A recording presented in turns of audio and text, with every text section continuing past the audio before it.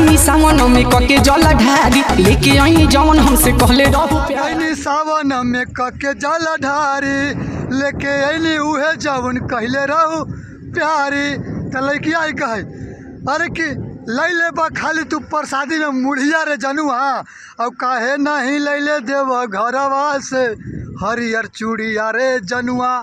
लाजवाब मैटर हो भैया, ट्रेंडिंग मुद्दा हुआ एकदम।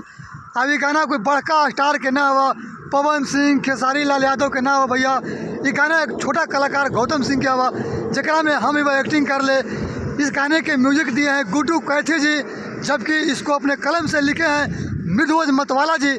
गाने को आप लोग जब सुनिएगा भैया तो आप लोग का बहुत मज़ा आएगा। हम जानते हैं कि बड़ा बड़ा स्टार लोग कई लोग सुनते हैं, लेकिन हम जैसे लोग को भी आप लोग को सुनना पड़ेगा। सुनिए और आपका हल्का प्यार दीजिए। इसी उम्मीद से वीडियो बना रहे हैं कि आप लोग तक वीडियो पहुंचेगा, तो आप लोग हमारे गाने को ज़रूर सुनिएगा। गाना भैया है कि सौरी सौरी याद नहीं पड़ा हो, हाय लाजवाब गाना हुआ।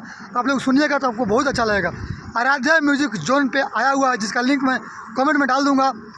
पूरा देखूँ, पूरा प्यार दूँ भाई, कहे कि आप लोग के प्यार के भूखा ये कितवा हवा। हमारा दुनिया में कोई चीज़ की कमी नहीं है, आप लोग का प्यार के भाई भूखा हम हैं। तो जाइए एक बार यूट्यूब पर गाने को सुनिए, खूब शेयर करिए।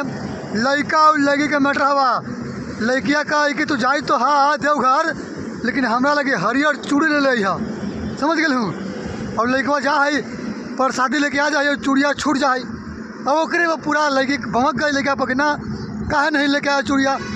वह लड़कवा कहे कि सौरी सौरी याद नहीं पड़ा हो। लाजवाब गाना हुआ।